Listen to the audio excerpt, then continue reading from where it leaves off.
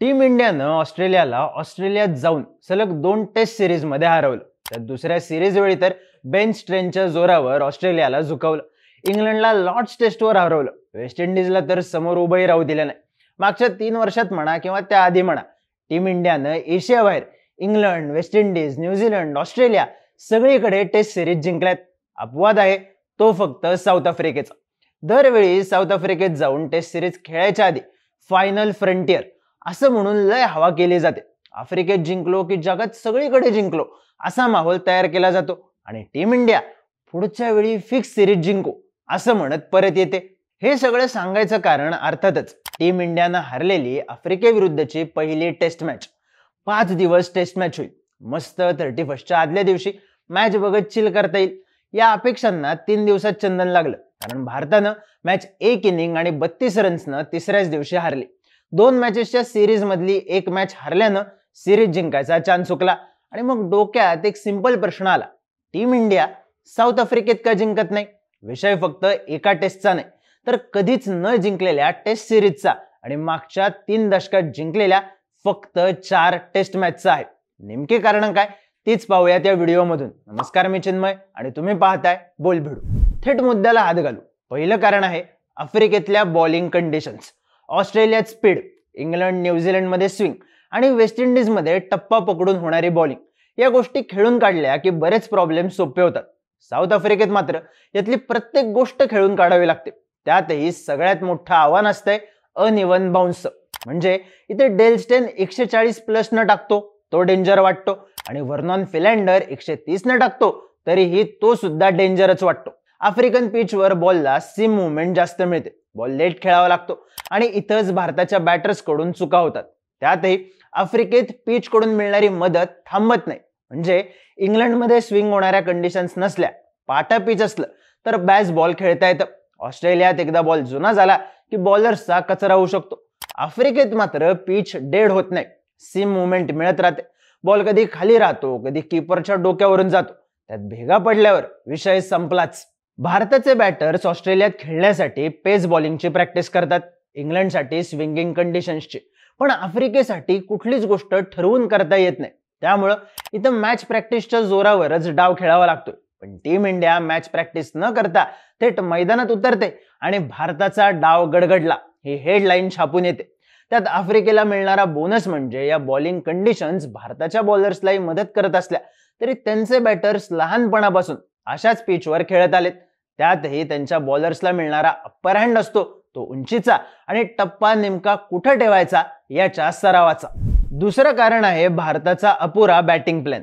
Swing, seam movement आणि uneven bounce यामुळे conditions अवघड होत असल्या तरी मिशन आफ्रिका क्रॅक करायची एक बेसिक ट्रिक आहे, डिफेन्स, अटॅक, डिफेन्स. टेस्ट क्रिकेटचा एक टेक्स्टबुक नियम म्हणजे चांगले बॉल सोडून द्या आणि खराब बॉल वसूल करा.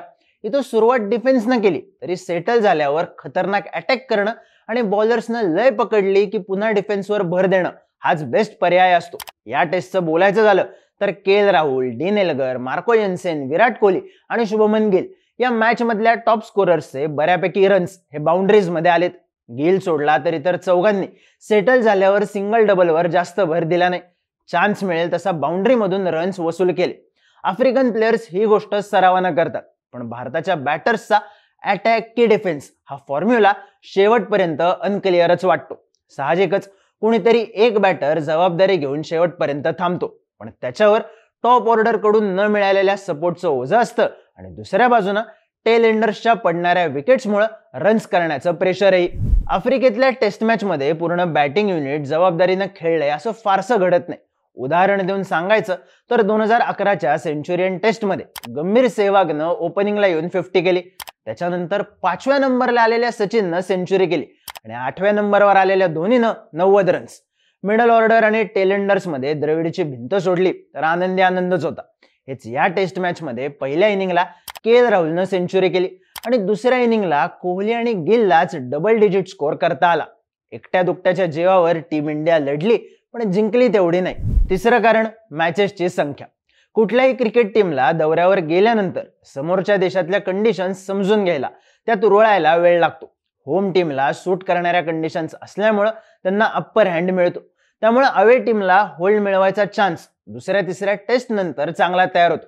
टीम इंडियाच्या बाबतीत हे सातत्यानं घडताना दिसतं, कारण आपण इंग्लंड, ऑस्ट्रेलियाला 4-5 टेस्ट मॅचेसच्या सिरीजमध्ये हरवतो. पिछाडीवर असलो तरी बाउन्स बॅक करतो. आफ्रिकेत मात्र सिरीजच असते 2 किंवा 3 मॅचेसची. त्यातली एक मॅच हरली की फायनल फ्रंटियरचं स्वप्न तुटतं. 1992 पासून टीम इंडियानं साऊथ आफ्रिकेच्या रेग्युलर टूर्स करायला सुरुवात केली. तेव्हापासून आतापर्यंत टीम इंडियाची आफ्रिकेत जायची ही 9वी वेळ. पण या 9 पैकी फक्त एकदा या दोन्ही टीम्स 4 टेस्ट मॅचेस खेळल्या, तेही 1992 मध्ये. त्यानंतर जास्तीत जास्त 3 मॅचेसच्या सिरीज झाल्यात. 2006-7, 2017-18 आणि 2021-22 मध्ये टीम इंडियानं 2-1च्या फरकानं सिरीज हरली. तेव्हाही 3च मॅच असल्याचा तोटा भारताला झालाच. त्यात आता विषय 2 टेस्ट पुरता झाल्यानं जास्तच खोल झालाय आणि अडचणीचाही. जाता जाता शेवटचा मुद्दा सांगतो. 3 दिवसात संपलेल्या या टेस्टमध्ये भारताचं काय हुकलं? पहिली बॅटिंग करणाऱ्या टीम इंडियाला दोन्ही इनिंग्समध्ये चांगली ओपनिंग मिळाली नाही. सगळ्या वर्ल्ड कपमध्ये पूर्ण फॉर्म मध्ये खेळणारा रोहित टेस्टमध्ये मात्र क्लूलेस वाटत होता. त्यांना अटॅक मोड ऑन केला, पण अटॅक अंगलट आल्यामुळं पुढच्या इनिंगला रोहित डिफेन्सवर गेला आणि रबाडानं हा चान्स सोडला नाही.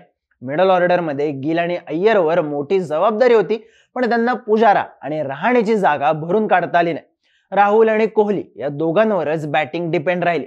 टेल एंडर्स कडून अपेक्षा होत्या, पण भारताच्या लोअर ऑर्डरनं पहिल्या इनिंगमध्ये 38 आणि दुसऱ्या इनिंगमध्ये 6 रन्स केले.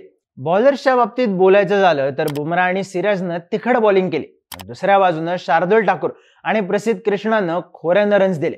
प्रसिद्ध कृष्णाला टप्पा सापडेपर्यंत यन्सेननं नुसत्या ड्राईव्ह मारून 50 केली होती.